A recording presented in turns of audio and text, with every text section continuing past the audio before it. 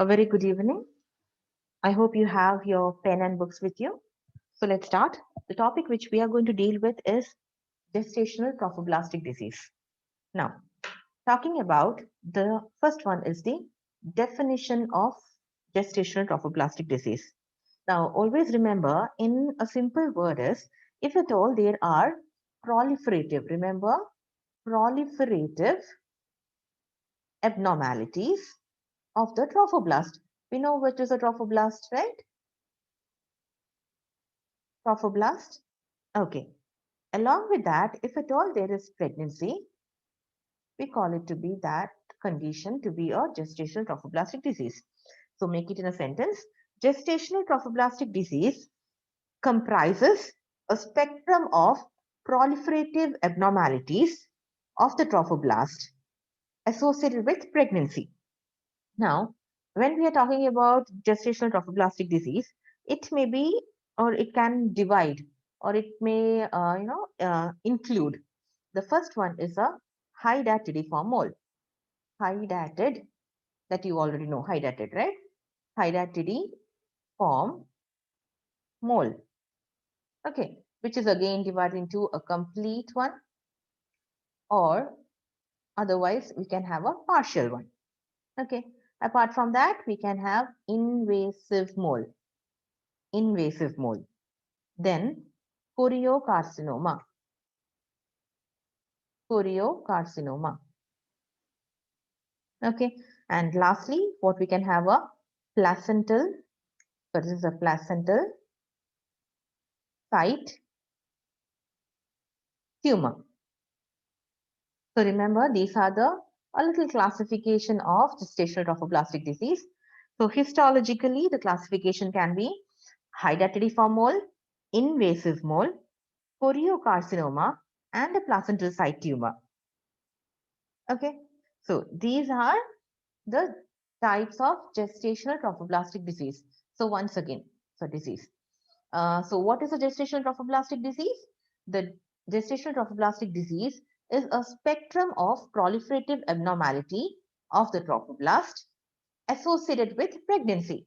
And what are the types? We have hydatidform mole, we have invasive mole, we have choriocarcinoma, and we have a placental site tumor. Okay, so these are a little introduction about the gestational trophoblastic disease. Now, let's see the first one, that is a hydatidform mole. Hydatidform mole. Yeah. So talking about hydatidform mole, I already mentioned we have two types, right? We have two types. What are the types? The types of hydatidform mole are complete and partial. Or if it is difficult, you can just use the opposite word, that is incomplete. I hope this is clear. The types of hydatidform mole are complete and incomplete or partial. Fine. Now, this particular type is based on the morphology. Okay, based on the morphology, then histopathology, as well as karyotype. Okay, now let's go into the next one, which is very important, and that is the definition of hydatidform mole. Now, remember, it is an abnormal, remember, an abnormal condition of what? Of placenta. Abnormal condition of placenta, where there will be partly degenerative changes and partly proliferative change. And where it is? It will be there in the young chorionic villi. Simple one.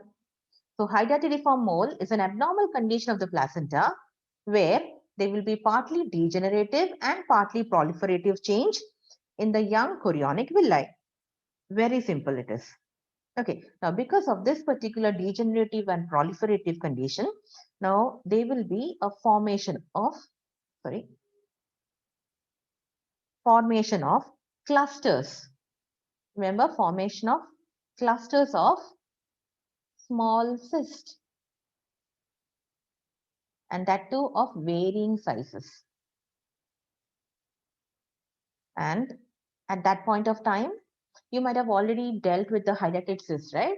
When you were reading about the microbiology. Okay, so parasitology basically. So in the same way, there will be a lot of cyst over here, and that cyst will look like a hydatid cyst, and that is why the name is given a hydatidiform mole. Okay, so once again, hydatidiform mole is divided into, or there are two types, that is complete and incomplete. Okay, the definition is, it is an abnormal condition of the placenta where there are partly degenerative and partly proliferative change in the young chorionic villi, which will result in the formation of clusters of small cysts of varying sizes. Okay, and as it looks like a hydatid cyst, that is why the term is hydatidiform mole. So apart from hydatidiform mole, it is otherwise termed to be a vesicular mole. Vesicular mole. Now, cyst is basically, you can see the previous picture over here. You can see over here a lot many cysts. It's just like a vesicles, right? So that is why we can either call it to be a hydatidiform mole or a vesicular mole. I hope this one is done. So next one, let's move into the incidence rate. The incidence of hydatidiform mole. Okay, actually there are the incidence is mostly high in Philippines. It is mostly high in Philippines, and that too 1 in 80 pregnancies they can get. But in India, remember, in India, the incidence rate is 1 in 400 pregnancies. 1 in 400 pregnancies. So this is the incidence rate. So basically, the highest one is in Philippines, and the lowest is in European countries. But in India, what you need to remember is it is 1:400. Okay. So next one, let's go to the most important one, that is the etiological factors. Etiological factors. Now, talking about the etiological factor, now a lot of many theories are being, hypotheses have been formulated. Now let's see the first one. Its prevalence is highest in teenage pregnancies. They say that in teenage pregnancies it is more, or a woman whose age is more than 35 years. Okay, and then they say that it has something to do with the race or even ethnic origin. That's what Philippines we have told, then Europeans we said, then Indians we said, right? So it depends upon the race and the ethnic origin also. Now, next one is the formula, the hypothesis. What they say is it can be due to, a faulty nutrition. It can be due to a faulty nutrition that is caused by inadequate intake of protein, animal fat. Okay. So, and also decreased carotene intake. Intake. Okay, so teenage or more than 35 years, race or ethnic origin, like Philippines is the most one, and then coming to the Europeans is the lowest one.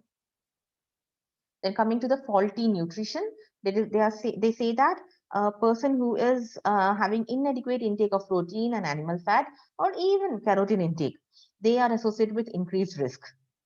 So next one is disturbed maternal immune mechanism. For example, if at all a mother is having increased or rise in the gamma globulin. Gamma globulin. Okay, probably the lady is having some kind of liver diseases, and that is why gamma globulin is less. Or it is also said that if at all there is increase in the association with AB blood group. Okay, because AB blood group, there is no ABO antibody. So in that case also, they say that they can be a hydatidiform mole. Okay, so remember this: teenage, race or ethnic, faulty nutrition of animal or animal fat or protein or even carotid intake.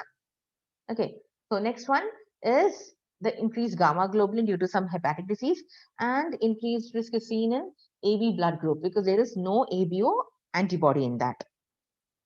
Okay, so now some kind of cytogenetic abnormality also they say.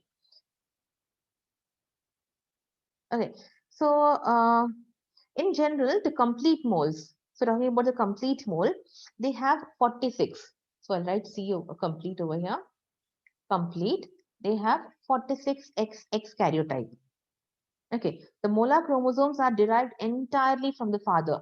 That you need to remember. The molar chromosomes are derived entirely from the father. Now remember what happens in the complete one. The ovum nucleus, right, may be either absent or inactivated. That is the one thing which will happen. In case of the mother, either the ovum nucleus will be either absent, or you can say there is an empty ovum, or it will be inactivated, which has been fertilized by a haploid sperm. Okay, so remember, this is an ovum. It has no X, no Y. But when there is a chromosome which is coming for the father. Okay, suppose it's an X. So once it duplicates, so what will happen? They will be 46XX. Or you can say they can be no 46XX. Now this is called as androgenesis.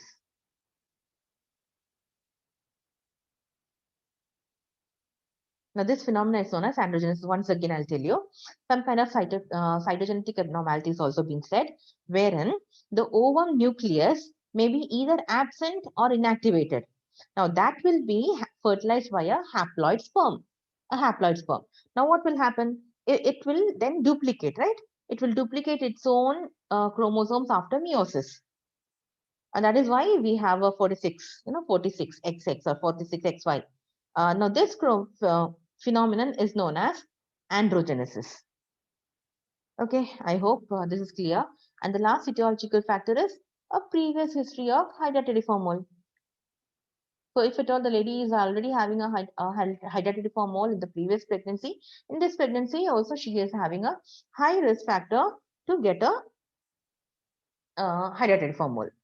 So, these are basically the etiological factors.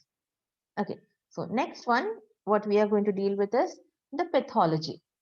Again, this is an important one. The pathology of hydatidiform mole. Pathology of hydatidiform mole. Now, already in the definition, we have mentioned that the problem is in the chorionic villi, right? Young chorionic villi. Now, what we'll see, let's see what will happen in the naked eye appearance. In case of naked eye appearance, let's see what will happen. Okay, now the uterus will be filled with mass, okay, of varying sizes of cyst, or you can even say a cluster of cyst. Okay, and there will not be any trace of embryo or even a amniotic sac. The uterus will be filled with mass of multiple chains and clusters of cyst of varying size, and there is no trace of amniotic sac or even an embryo. Okay, now sometimes they can be bleeding, and if hemorrhage occurs, that will occur in the decidual space. So this is something about the naked eye appearance. Now let's see what will happen in the microscopical appearance. Now we know that trophoblast is basically divided into a syncytial trophoblast and a cytotrophoblast, right? So what will happen? We can see a proliferation. Sorry.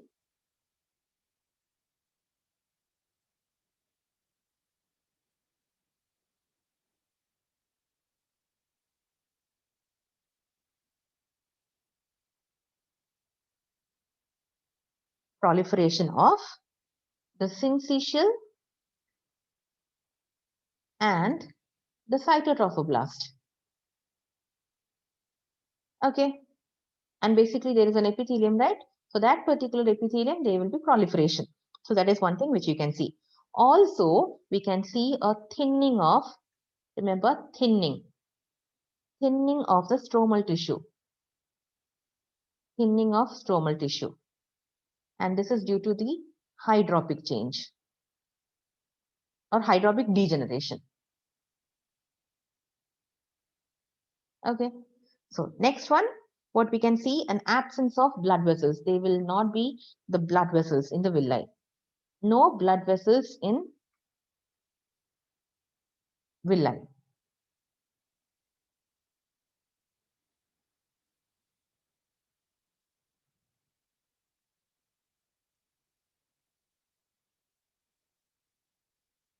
No blood vessels in the villi. Okay. And the villus pattern is distinctly maintained. The villus pattern is there. Villus pattern, sorry for this. Yeah, villus pattern will be positive.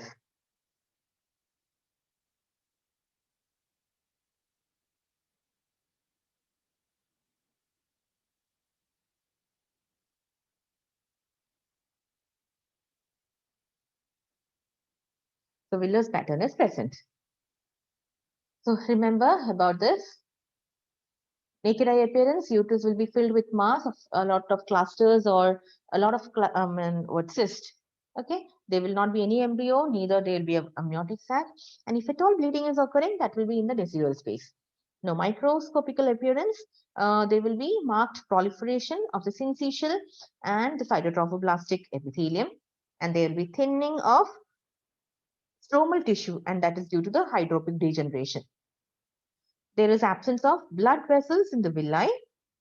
Okay, now that is because of pressure atrophy.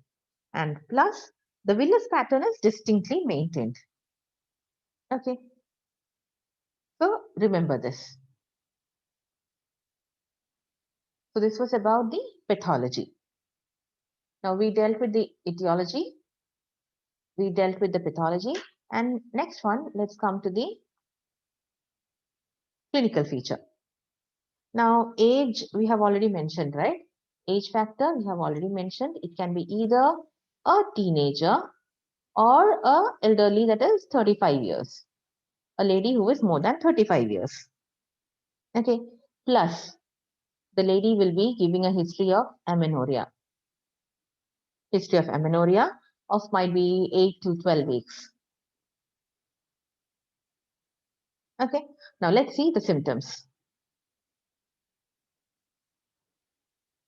Symptoms. The first one is vaginal bleeding. First one is vaginal bleeding. Now, vaginal bleeding is the most commonest presentation of the hydatidiform mole. Nearly 90% of the people, they get vaginal bleeding first. Okay, usually what will happen is when we see a vaginal bleeding with a lady of a history of amenorrhea, we suddenly might think might be it is a threatened abortion, okay, or an incomplete abortion. But here the blood will be mixed with a gelatinous fluid.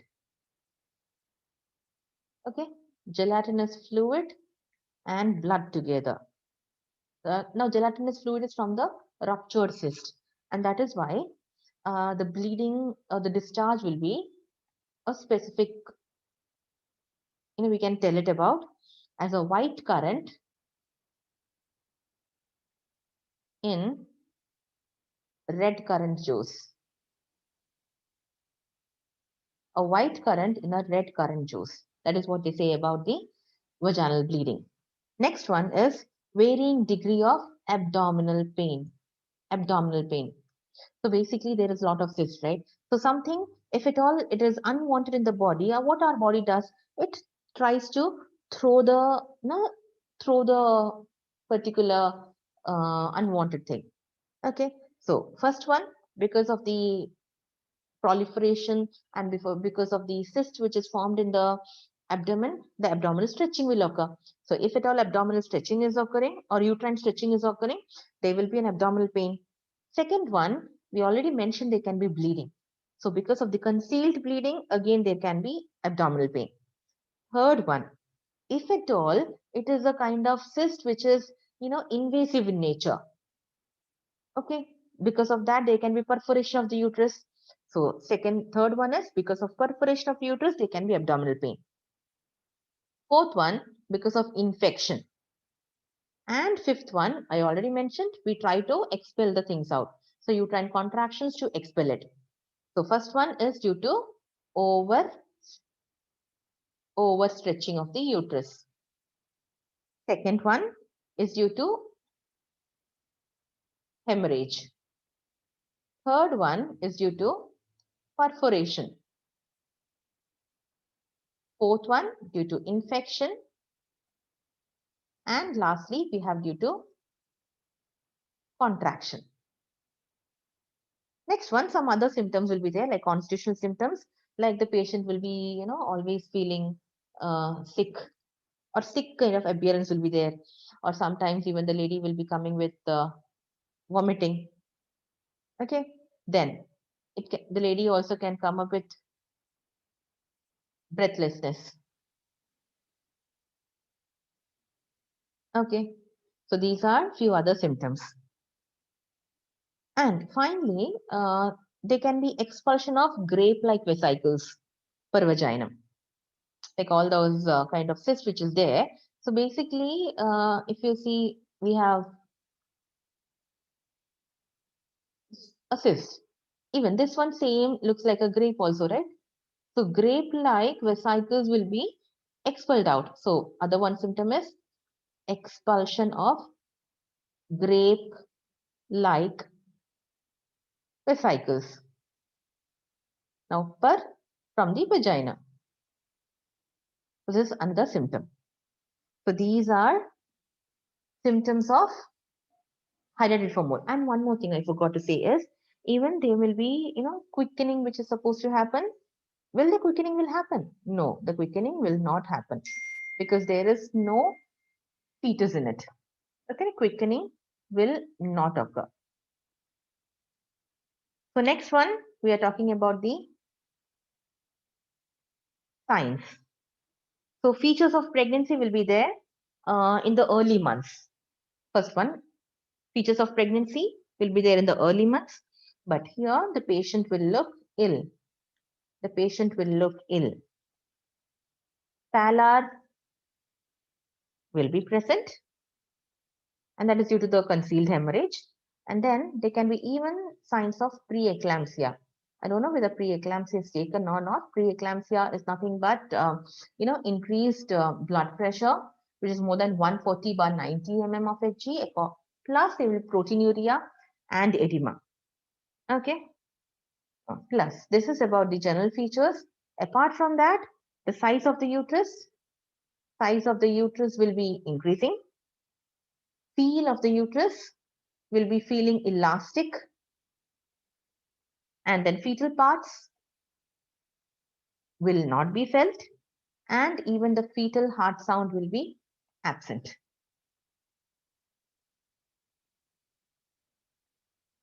Okay, so these are the signs. Now let's come to the vaginal examination. Vaginal examination. Now remember, internal ballotment. Internal ballotment cannot be elicited. We cannot elicit an internal ballotment. Sometimes there can be a unilateral enlargement, or even a bilateral enlargement also can occur. Now, why this is because, so basically what will happen, we say that there can be an empty ova, right? So when there is an empty ova, what does it mean? There is some problem with the ovary. So they can be kind of theca lutein cyst. And if at all theca lutein cyst is there in only in one side, there can be a unilateral enlargement. If it is there in both the sides, there can be a bilateral enlargement. So I already mentioned it is unilateral or bilateral based upon the theca lutein cyst. Okay. Plus vaginal examination. One more thing which is there is, I already mentioned that they can be, expulsion of vesicles. So same thing, we can find vesicles to the vagina or vaginal discharge, whatever is there from in the vaginal discharge, we can even find the vesicles. Okay. Now, if at all the cervix is open, instead of membranes, blood clot or the vesicles may be felt. So amniotic sac is not there. So amniotic membrane will not be there. So apart from that, what we can see, we can feel a blood clot or a vesicle. Okay. So this is about the vaginal examination. Now, next one, let's go into the investigations. So talking about investigations, completely do a full, complete blood count. Apart from that, an ABO grouping is important and an RH grouping is important. Okay. We already mentioned that there are a lady who is suffering from any kind of hepatic diseases can have increased gamma globulin. So same way, we have to, go for a liver function test. Even in addition, we can go for a renal function test and a thyroid function test. Okay. Next one, important one, we can send the patient for a sonography. Send the patient for a sonography. Now, we already know that will be a lot of clusters of, vesicles, right? So now, when we see a sonography, and if at all there is a molar pregnancy, there will be a snowstorm appearance. A snowstorm appearance. Okay, this is very important for you to remember. A snowstorm appearance. Okay, so next one, we are going to see HCG. An HCG titer we are going to do. And high HCG titer will be seen in the urine, which will suggest that the positive which will suggest of a positive pregnancy test. Okay, but in case of hydatid form, there will be rapidly increasing HCG. Rapidly increasing HCG levels in the body. Okay, very important one. Now, next one, send for a plain X-ray. Now, during pregnancy, it is not, advised for an X-ray. But if at all we confirm it through a vaginal examination or through other means, then we can send for a plain X-ray of abdomen. Now, if the uterine size is more than 16 weeks, we can see negative fetal shadow. Fetus is not there, so there will be negative fetal shadow. Otherwise, we can see a fetal shadow over there. Okay. Next one, a CT or an MRI. CT or an MRI. So routine use of CT or MRI for diagnosis is actually not recommended. So in this case also, what we are going to do is we are not recommending a CT or MRI. So remember this.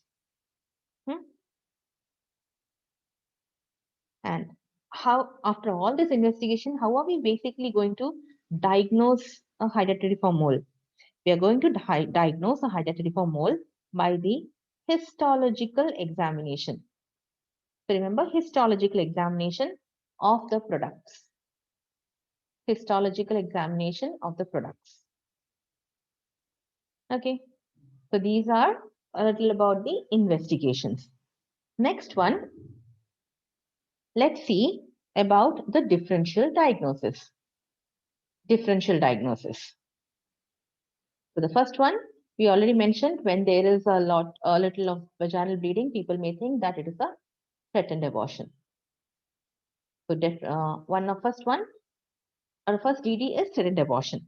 Next one, rapidly increasing size of the abdomen without fetus We can think of fibroid or ovarian tumors. Next one,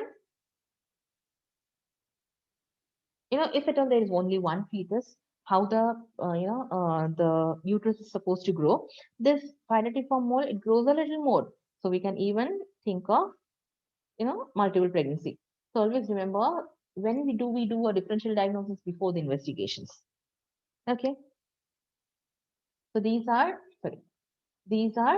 a little of the DDs of or differential diagnosis of uh, phytatiform mole. Now next, let's come to the complication of phytatiform mole. Now the first one is hemorrhage and shock. Hemorrhage and shock. The causes of hemorrhage are separation of vesicles from its attachment. First one. Okay, or they can be even a massive intraperitoneal hemorrhage. Might be because of if at all there is a perforation of the mole. Okay, or even we can say that might be due to a uterine injury. Now, when there is a uterine injury, when we are trying to evacuate the mole, so that point of time, there can be a hemorrhage and increased amount of blood loss. If it is there, it may go into a hypovolemic shock. The next one is a sepsis. Sepsis is nothing but infection. Now, because there are no protective membranes, right? So if the fetus is there, we have an amniotic membrane which protects it. So here we do not have any protective membrane. Okay. So because of that, they can be the vaginal organisms can creep into the uterine cavity. Okay.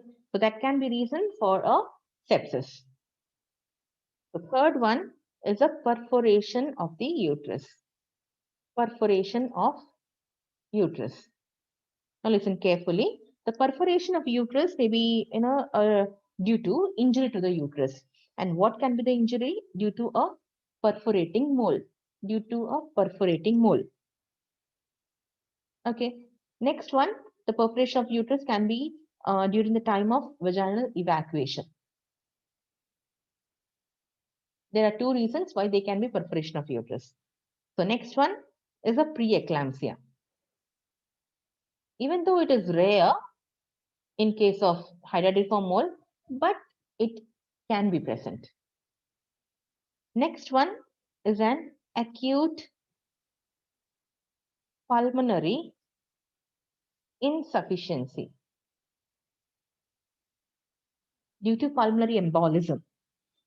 Because what and why there is a pulmonary embolism? Pulmonary embolisms are due to the trophoblastic cells with or without a villi stroma. Okay, so this may happen, some 4 to 6 hours after the evacuation. And lastly, we have a coagulation failure. Coagulation failure. And now again, this is due to pulmonary embolism of the trophoblastic cells. So these are the immediate complications of hydatidiform mole. Now let's see the late complications of it. There is no much, but what you need to remember is there can be a development of choriocarcinoma. This is the late complication of hydatidiform mole. Remember.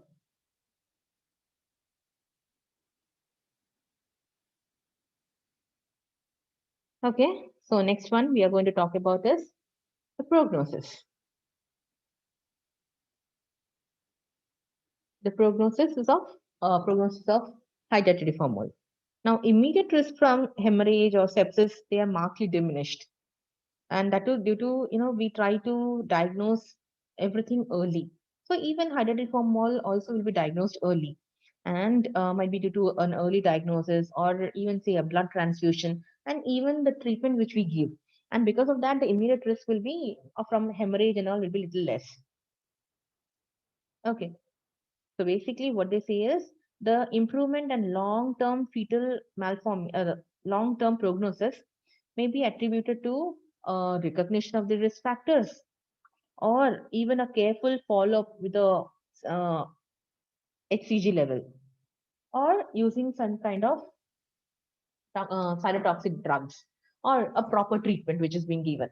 So prognosis basically depends upon how fast we diagnose the case, or how fast we find out what are the risk factors and try to treat it, and then how fast or how careful we are in estimating the serum HCG levels and the proper treatment which we are giving. So this is basically about the hydatidiform mole. And remember, how do they manage? The other school, what they do is, or basically what we are supposed to do is, first one, we have to give a suction evacuation of the uterus. As soon as the diagnosis is made, you have to evacuate the particular uterus. And then we have to give supportive therapy. Supportive therapy, like if at all infection is there, treat for the infection. If at all due to hemorrhage, there is anemia, so correct the anemia. And finally, we have to counsel the patient and tell the patient to come for a regular follow-up. So this was about the hydatidiform mole. I hope you will go back and read once so that it will be helpful for you. I know I've not made a PPT today, but I've tried to mention all the points by writing. If at all you want me to take it again, do let me know. I will take it. So next class, what we'll do is we'll see the combined therapeutics of hydatidiform mole as well as the ectopic pregnancy. Okay, and then we'll go to some other chapter. Thank you.